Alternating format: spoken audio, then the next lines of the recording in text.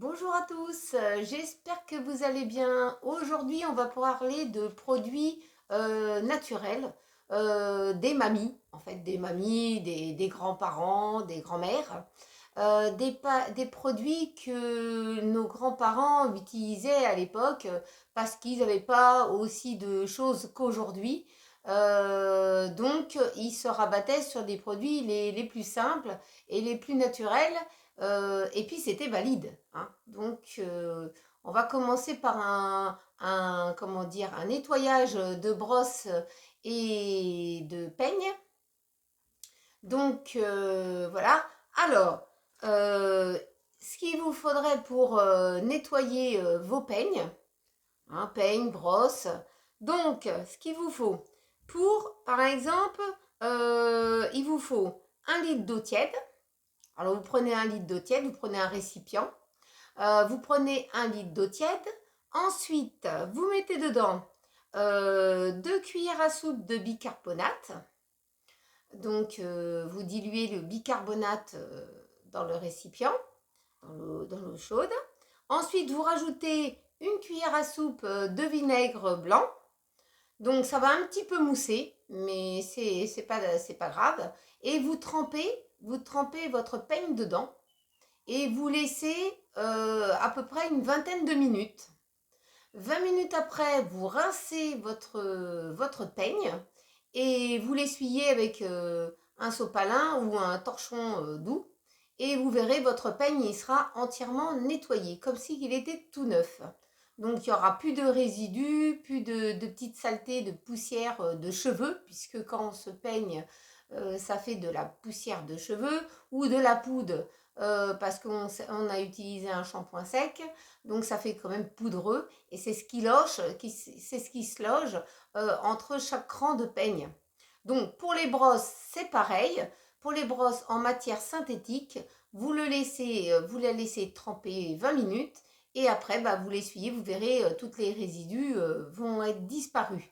Par contre, si vous utilisez des peignes en bois ou des peignes ou des brosses en poils de sanglier, des poils naturels, ça par contre, faut pas laisser plus de 10 minutes, hein.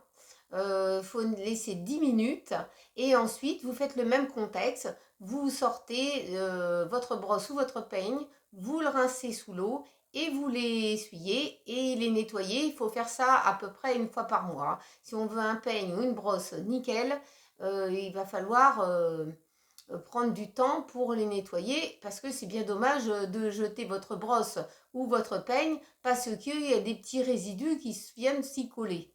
Donc s'il est cassé, je comprends, mais s'il est en bon état, ça ne sert à rien de le mettre à la poubelle. Donc, ensuite, on va parler de callosité de pied. Donc, la callosité de pied, tout le monde a ce souci, hein. Les chaussures, quand on met les chaussures en plein hiver, on a des callosités au talon ou sur le pouce de l'orteil, ou bien des fois sous la voûte plantaire ou les petits orteils. Donc, moi j'ai une petite solution. Ça, c'est la solution de mes parents qui utilisaient régulièrement. Alors, euh, ils prennent de la mare à café. Donc, si vous consommez du café, vous prenez de la mare à café. Vous la laissez refroidir dans une petite assiette ou dans un petit bol. Ensuite, si vous n'avez pas du café, vous faites du café cafetière mais en dosette, vous ouvrez la dosette et c'est de la mare quand même, hein, c'est de la mare à café. Vous ouvrez la dosette, vous le mettez dans le petit bol et vous la laissez refroidir. Ensuite, vous rajoutez à l'intérieur, alors il faudra la quantité, que je ne raconte pas n'importe quelle connerie moi. Alors la quantité, il vous faudra une cuillère à café, ouais, une cuillère à soupe plutôt, une cuillère à soupe, suivant la quantité que vous avez besoin en fait, hein. Une cuillère à soupe de marc à café. Et puis, il vous faudra aussi de la crème corporelle, c'est-à-dire votre crème que vous utilisez pour votre corps. Vous pouvez la mélanger à l'intérieur. Donc, vous mélangez la mare à café, avec votre crème. Donc pour la crème, ça sera pareil, hein. Si vous mettez une cuillère à soupe de marc à café, vous mettez une cuillère à soupe de crème pour le corps, hein. Si c'est une petite cuillère à café que vous avez juste à peine à nettoyer, à enlever les callosités du talon, vous prenez une petite cuillère à café et une petite cuillère à café de crème pour le corps. Vous touillez, vous mélangez bien. Ça va être un petit peu granuleux et ça va gratter un petit peu. Vous voyez, ça va faire comme un gommage. Un gommage. Et vous appliquez ça sur le talon du pied. Parce que c'est beaucoup au talon. Hein, c'est moins sur les pouces qu'en dessous du pied. Mais ça se loge beaucoup au talon du pied. Donc, vous massez tout doucement sur le talon du pied. Quand vous avez bien fini de masser, vous prenez un sopalin ou un mouchoir en papier, vous essuyez, vous rincez le pied et vous ressuyez le pied. Vous verrez, votre talon de pied va être nettoyer. Les copeaux, ça va faire comme des petits copeaux de peau hein, qui vont s'effolier. Et vous allez avoir le talon tout propre, tout lisse. Alors si vous n'insistez pas, vous frottez pas comme un malade. Hein, donc vous insistez pas le premier coup. Hein. Le lendemain, vous pouvez, parce que si vous consommez quand même du café, le lendemain, vous recommencez hein, jusqu'à entièrement disparition. Et puis, même si vous trouvez que c'est un petit peu encore là, hein, c'est pas grave. Vous hydratez avec la même crème que vous avez mis dans la mare à café et vous attendez le lendemain. Et le lendemain, vous verrez, tout va s'en aller. Hein. Progressivement, vous allez vous débarrasser des callosités de pied. Et ça sert à rien de se mettre, de se mettre des gommages spécialement pour les pieds, essayer ça. On va directement aux choses les plus simples et qu'on a dans notre placard. Donc on ne va pas se ruiner pour se gratter les pieds, pour enlever les callosités. Donc ça, c'est pratique. En plus, ça sent pas mauvais. Et puis, voilà, tout le monde a du café et tout le monde a de la crème pour le corps. Donc, j'ai une autre petite astuce et que j'ai pas mis en vidéo. Alors, par contre, si vous n'aimez pas l'odeur du café, par exemple, hein, alors vous prenez une banane. Vous prenez une banane, ça me fait rire. Hein, banane. Vous prenez une banane, vous la mangez. Hein, si vous mangez les bananes, ou bien c'est votre enfant qui va manger la banane. Avec la peau de la banane, pas l'extérieur, l'intérieur de la peau de la banane, vous vous frottez les pieds. Vous vous frottez les pieds avec la peau de banane et vous verrez, vos pieds vont être tout doux et tout hydratés et les callosités, ils vont partir.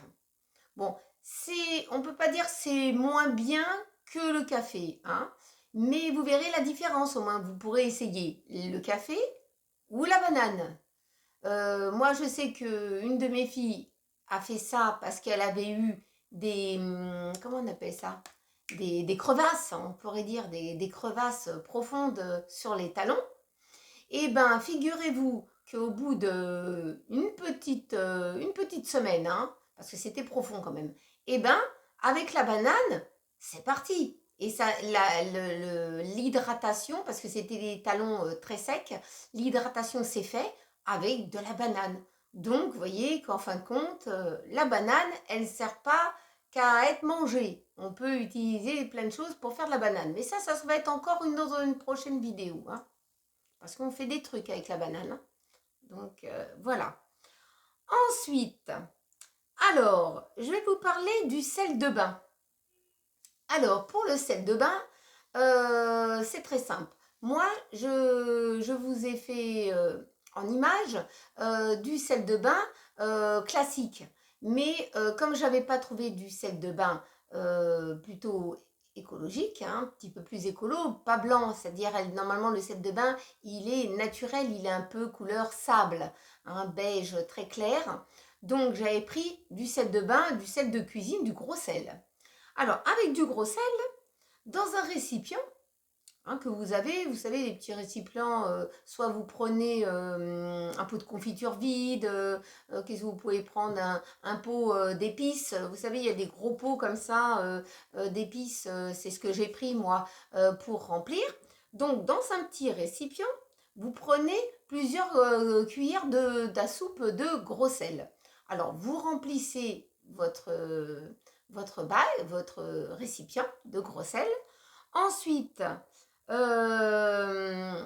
j'ai rajouté une ou deux cuillères à soupe de lavande, de grains de lavande, parce que j'en avais sous le coude. Et vous mélangez bien.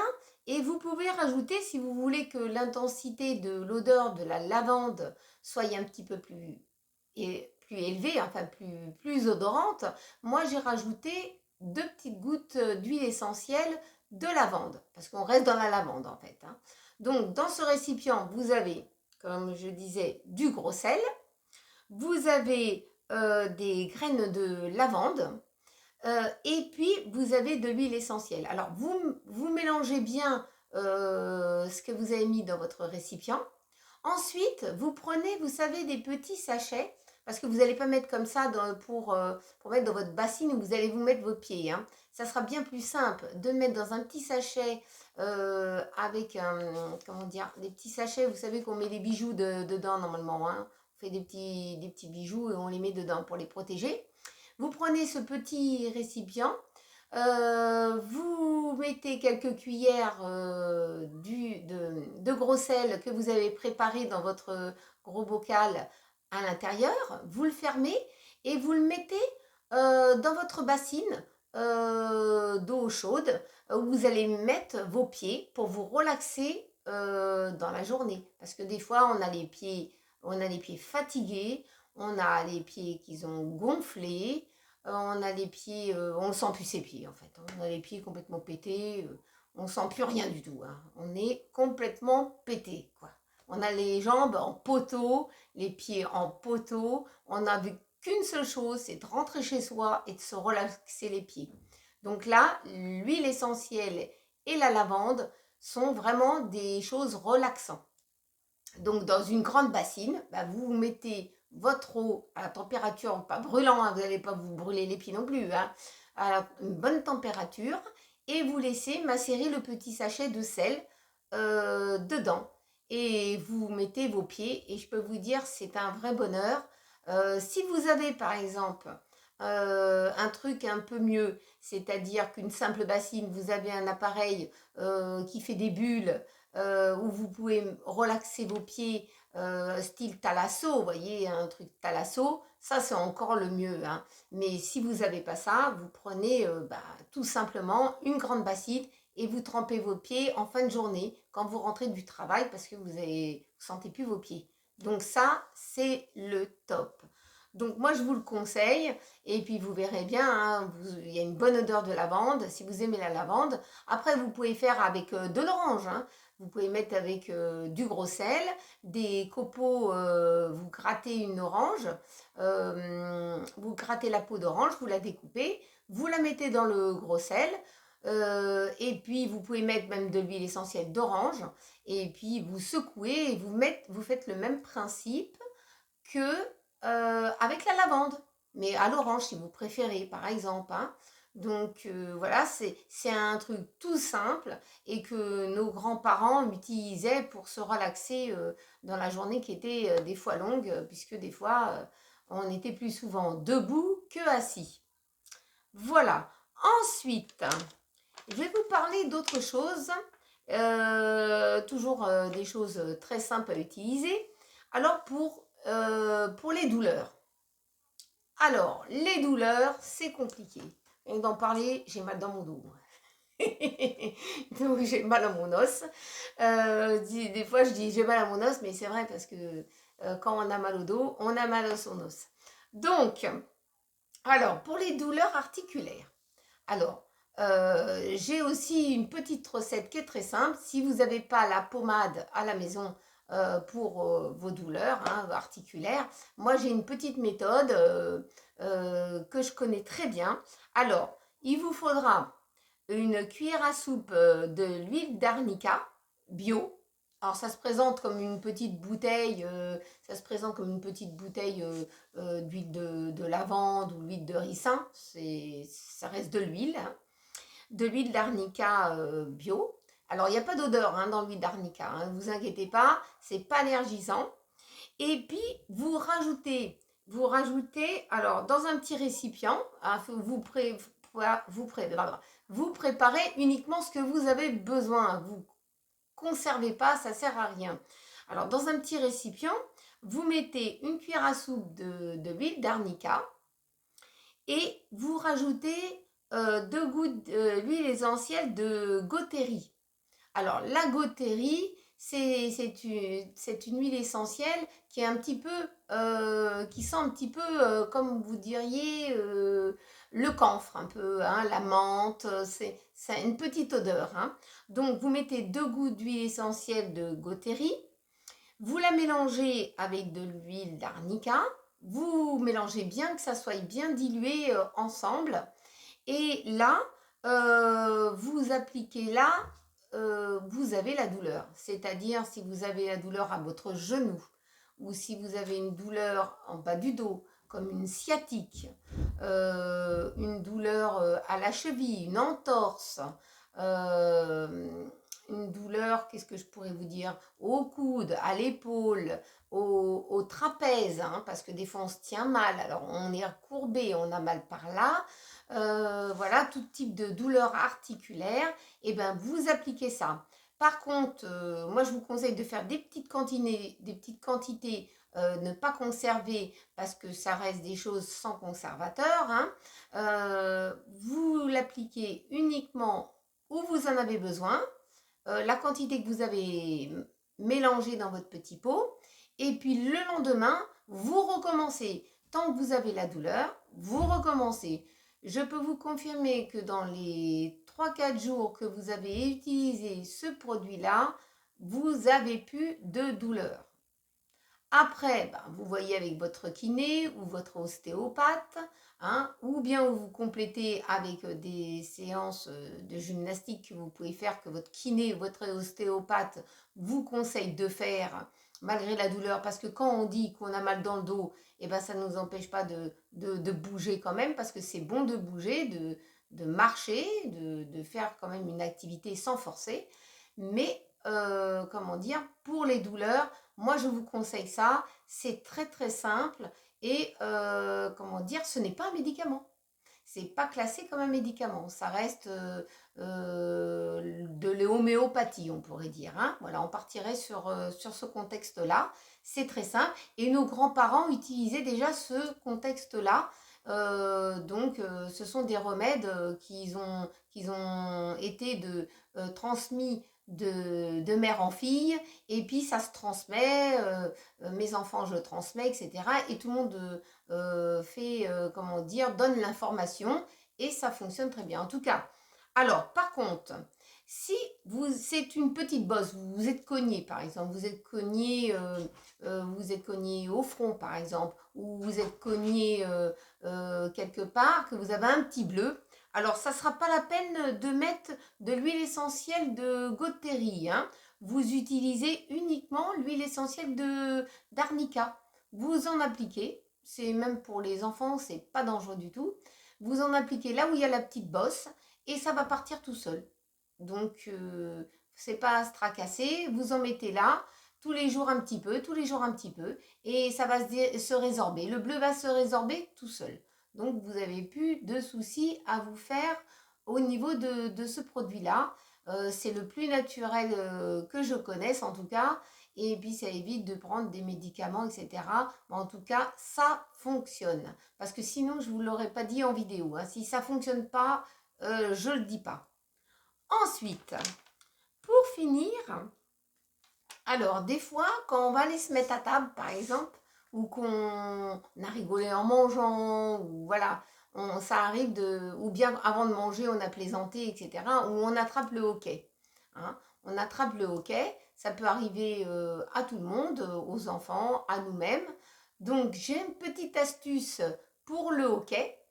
Alors, vous, sur votre langue, vous pouvez mettre une petite goutte de citron. Hein, c'est pas de l'huile essentielle hein, que vous mettez, hein, pas spécialement. Une petite goutte de citron sur votre langue. Et ou bien, si vous avez du mal avec, parce que ça pique un petit peu le citron, hein, vous pouvez prendre un tout petit bout de sucre et vous mettez juste un peu de citron dessus et vous sucez comment dire, ce petit bout de sucre et le hoquet, il a passé. Vous allez pas traîner le hoquet pendant des heures. Hein. Donc, ça vous aidera déjà à digérer.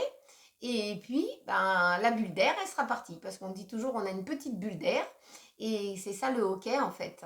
Donc, vous prenez du citron et ça passe tout seul. J'ai entendu dire aussi qu'on pouvait mettre un petit grain de sel, de gros sel sur la langue. Bon, là, le gros sel, ça n'a pas le même goût que le citron. Hein. C'est pas très bon. Hein. Mais bon, vous pouvez toujours essayer cette méthode. Hein. On m'a dit que c'était bien, que ça fonctionnait.